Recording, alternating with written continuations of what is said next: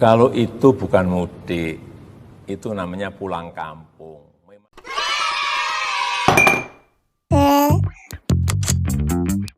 To the point, Pak Jokowi, bagaimana penilaian Bapak atas kinerja Menteri Kesehatan, Pak Terawan?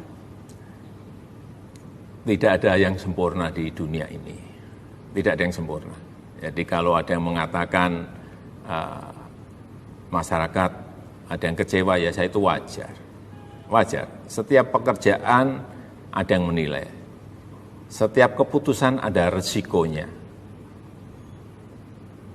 Masyarakat bahkan sampai sejauh, walaupun ini hak prerogatif Bapak Presiden yang memilih pembantunya, tapi sampai sejauh ada yang menilai harus mundur karena kinerjanya jauh dari memuaskan. Penilaian berbeda-beda, yang saya ingin tanyakan penilaian Bapak Presiden atas anak buahnya. Yang ditangani oleh Menteri Kesehatan itu kan juga bukan hanya urusan COVID.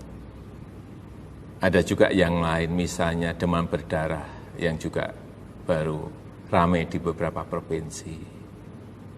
Tetapi untuk urusan COVID kan sudah dihandle oleh gugus tugas COVID. Dan saya melihat Dr. Terawan sudah bekerja sangat keras. Apakah budget negara, anggaran negara kita cukup untuk menjamin kebutuhan hidup penduduk, Pak Jokowi? Karena kemudian ada yang menilai kebijakan yang diambil yaitu PSBB itu karena tidak mengharuskan pemerintah menjamin kehidupan rakyat. Jadi karantina wilayah yang sifatnya gratisan dari pemerintah. Bagaimana Bapak? Karantina wilayah itu kan sama dengan lockdown. Artinya apa? Masyarakat harus hanya di rumah. Bus berhenti, nggak boleh keluar. Taksi berhenti, ojek berhenti, pesawat berhenti, kereta api berhenti, MRT berhenti, KRL semuanya berhenti. Hanya di rumah. Untuk Jakarta saja pernah kami hitung-hitungan, per hari membutuhkan 550 miliar. Hanya Jakarta saja. Untuk menjamin kehidupan seluruh penduduk kalau karantina. Dan kita kalau Jabodetabek 3 kali lipat, itu per hari. Jadi ya karena pertimbangan budget negara yang tidak mencukupi untuk menjamin, karenanya pilihan itu tidak diambil pemerintah, Bapak? Bukan karena masalah budget. Kita kan juga belajar dari negara-negara lain. Apakah lockdown itu berhasil menyelesaikan masalah? Kan tidak. Coba tunjukkan negara mana yang berhasil melakukan lockdown dan bisa menghentikan masalah ini. Karena setiap hari saya selalu ada briefing kertas yang di situ informasikan mengenai negara-negara A, B, C melakukan apa, hasilnya apa. Kemudian di sana kasus positif berapa, yang meninggal berapa ada. Saya setiap hari ada informasi mengenai itu. Jadi dalam memutuskan sesuatu sekali lagi bahwa setiap negara itu berbeda-beda.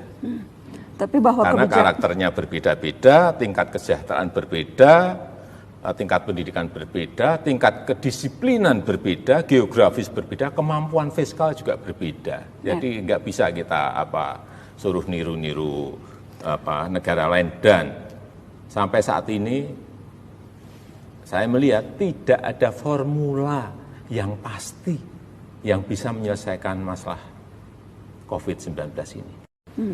Saya mau kasih satu contoh lagi Bapak soal KRL. Karena belum lama Kepala Daerah Jabodetabek mengirimkan surat kompak meminta agar KRL dihentikan operasionalnya sampai tanggal 28 April. Karena dalam praktek ya masih terjadi penumpukan penumpang sehingga protokol kesehatan itu sulit untuk bisa dijaga. Tetapi kemudian Kementerian Perhubungan menolak permintaan itu. Apakah memang Bapak Presiden menyetujui keputusan ini dan apakah memang itu Bapak lihat sudah mempertimbangkan faktor kesehatan seperti yang tadi Bapak katakan merupakan pertimbangan utama Bapak Presiden? Kalau daerah-daerah mau mempersiapkan dan mau menanggung dari keputusan yang diminta itu akan kita berikan. Artinya pekerja harian yang naik KRL, buruh-buruh harian yang naik KRL, pedagang-pedagang asongan yang mendapatkan nafkah dari naik KRL, karena naik KRL itu sangat murah sekali, itu ditanggung oleh mereka, dijamin oleh mereka dengan bantuan sosial yang baik, saya hentikan. Tapi tanggung jawab itu ada di pemerintah daerah? Ya, Karena kan mereka meminta, mestinya tidak hanya meminta, menyiapkan juga bantalan sosial, safety net, jaring pengaman sosialnya disiapkan dulu. Jangan hanya meminta, dihentikan, kemudian ya sudah masyarakat dibiarkan cari sendiri-sendiri, nggak bisa seperti itu yang saya nggak bisa.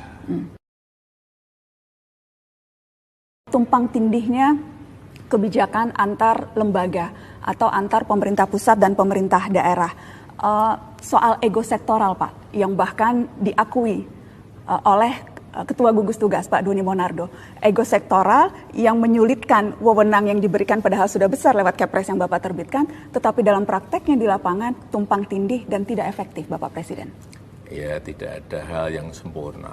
Saya kira yang selalu saya evaluasi, mana yang kurang, saya perintahkan untuk segera diperbaiki, plus minusnya mana yang baik, itu yang kita pakai. Tetapi sekali lagi bahwa pemerintah tidak bisa bekerja sendirian, pemerintah pusat tidak bisa bekerja sendirian, kementerian tidak bisa bekerja sendirian, harus melibatkan pemerintah daerah, provinsi, kabupaten, kota, sampai ke tingkat desa, RT, RW, dan seluruh masyarakat. Ini harus terlibat semuanya. Ini pekerjaan besar. Ya. Tidak mungkin pemerintah bekerja sendirian, nggak mungkin. Karenanya sangat penting koordinasi dan saling memastikan efektivitas kebijakan-kebijakan yang sudah dikeluarkan Bapak Presiden. Saya ingin minta tanggapan Bapak soal yang sempat ramai, Pak.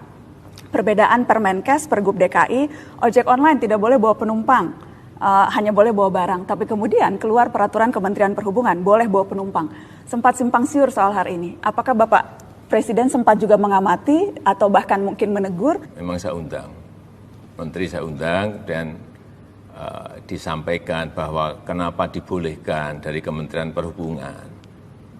Karena jangan sampai ini menimbulkan masalah baru, persoalan baru. Menteri menyampaikan pada saya, tidak dilarang pun mereka sudah nggak ada penumpang, Pak. Jadi kalau dilarang nanti malah menjadi masalah yang baru. Tapi aturan itu harusnya memang yang benar, satu garis sama semuanya. Tapi ini ada yang melihat dari sisi sosial ekonomi, ada yang melihatnya dari sisi kesehatan. Yang ini memang perlu disinkronkan. Karena data dari Kemenhub sudah hampir 1 juta orang curi start mudik.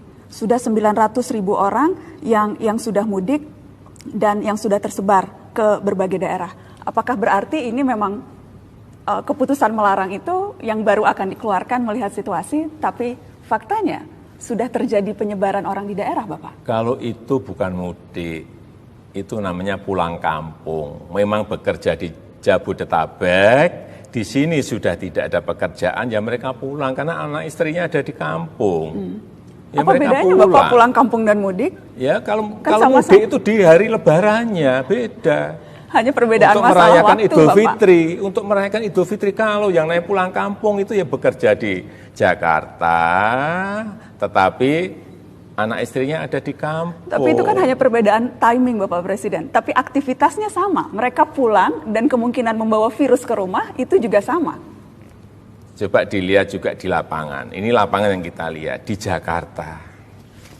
Mereka menyewa ruang 3x3 atau 3x4.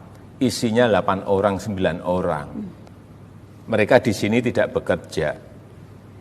Lebih berbahaya mana?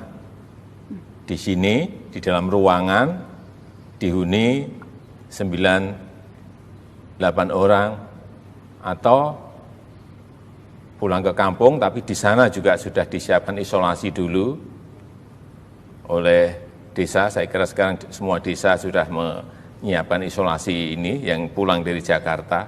Lebih bahaya mana? Saya kira kita harus melihat lebih detail lapangannya, harus lebih detail angka-angkanya. Kapan Bapak lihat Indonesia akan bisa kembali normal, Pak? Apakah sudah ada skenario yang disiapkan, prediksi kapan kita bisa kembali normal, dan apa yang perlu kita lakukan untuk memastikan itu terjadi lebih cepat? Mbak Nana, setiap hari masuk ke saya hitungan-hitungan kapan puncaknya dan kapan akan turun. dengan hitung-hitungan dengan model hitungan matematis yang berbeda-beda. Ada yang menyampaikan di situ minggu kedua April sudah puncak kemudian akan turun. Ada yang menyampaikan minggu terakhir April, ada yang mengatakan awal Mei, ada yang mengatakan pertengahan Mei, ada yang mengatakan akhir Mei, ada yang mengatakan Juni. Berbeda-beda semua karena sekali lagi virus corona ini barang baru, COVID-19 ini barang baru yang hitungannya menurut saya bisa dihitung dengan cara yang berbeda-beda, dengan hasil yang berbeda-beda. Kalau ditanya ke saya, ya saya ingin optimis. Saya ingin optimis Juli sudah masuk pada posisi ringan. Juli masuk posisi ringan. Iya. Sehingga puncaknya kita harapkan pada bulan Mei itu sudah betul-betul pada posisi puncak, kemudian turun, landai. Tetapi dengan catatan, masyarakat memiliki kedisiplinan yang kuat. Itu, kuncinya di situ.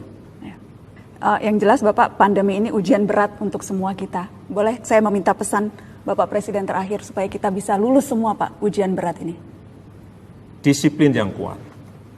Disiplin yang kuat. Jadi kalau berulang-ulang saya sampaikan, cuci tangan, pakai masker, jaga jarak dalam berinteraksi dan berhubungan, serta jauhi kerumunan. Ini penting. Dengan disiplin yang kuat, tadi yang kita inginkan tadi, insya Allah akan bisa kita lalui pandemi ini. Amin, insya Allah. Salah satu program pemerintah yang juga mendapat sorotan termasuk kritikan Pak, itu soal kartu prakerja. Yang di dalamnya terdapat komponen pelatihan. Nominalnya 1 juta, totalnya 5,6 triliun. Pelatihan yang kemudian dinilai tidak sesuai dengan timingnya saat ini. Karena yang dibutuhkan masyarakat itu langsung berupa uang tunai untuk menyambung hidup, bukan ikut pelatihan untuk memperbaiki CV. Sementara pekerjaannya saja belum tentu ada dan tersedia. Apa tanggapan Bapak soal kritikan-kritikan ini?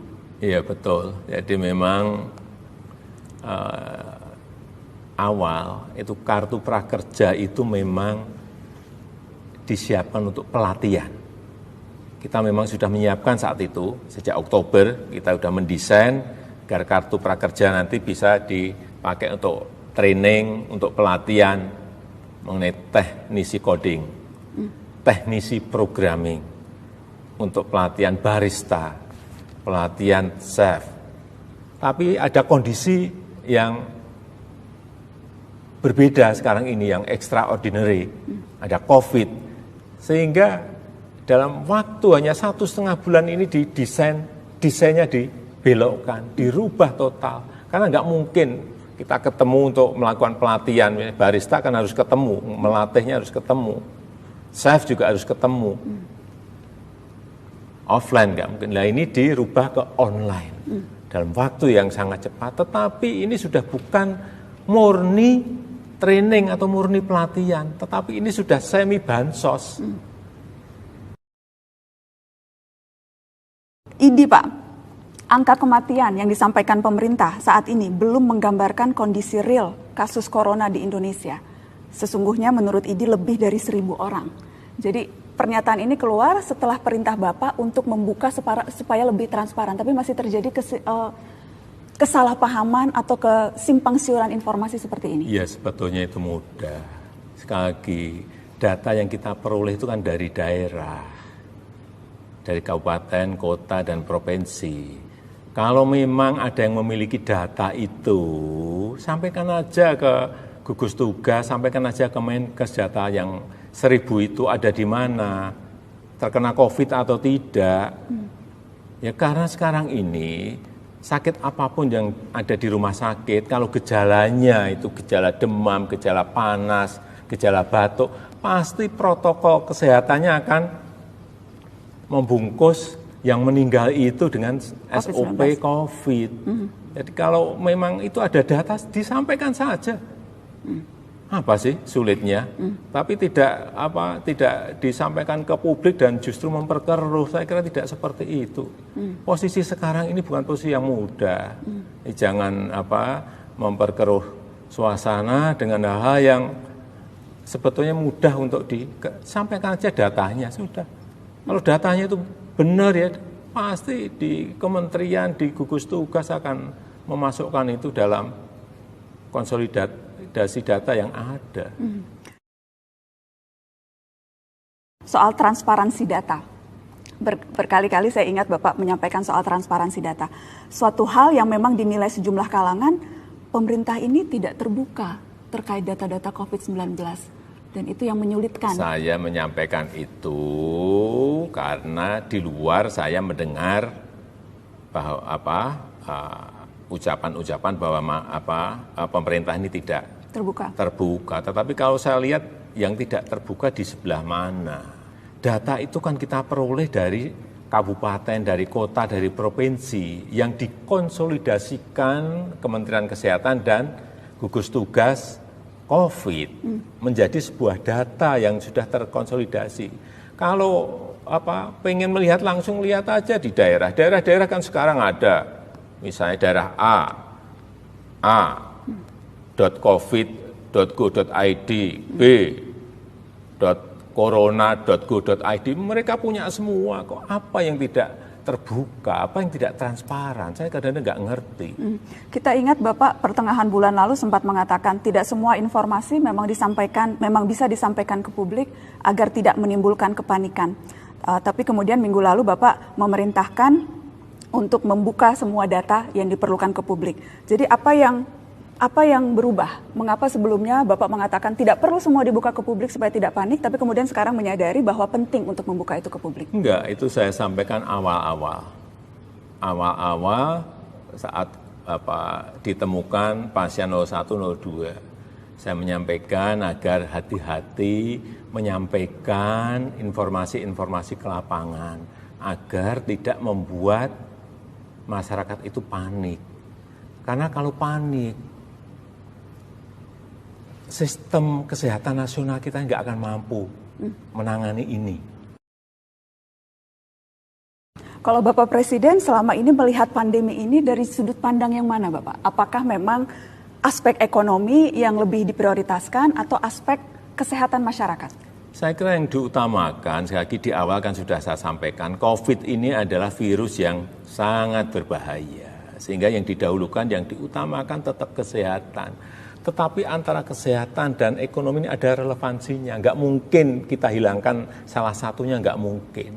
Hanya yang didahulukan yang mana. Yang mana Bapak? Ya tadi sudah saya sampaikan sejak awal, virus ini berbahaya. Oleh sebab itu kesehatan adalah yang diutamakan. Tetapi ini berhubungan. Coba saya berikan contoh.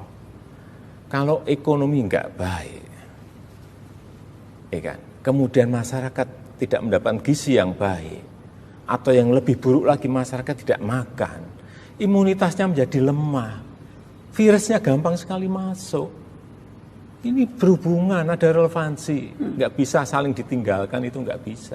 Tapi dalam prakteknya di lapangan memang ada keputusan-keputusan yang harus diambil yang akhirnya merugikan satu sama lain. Yaitu pilihan-pilihan yang ada dua pilihan yang buruk-buruk semuanya yang kita harus memilih, harus kita pilih.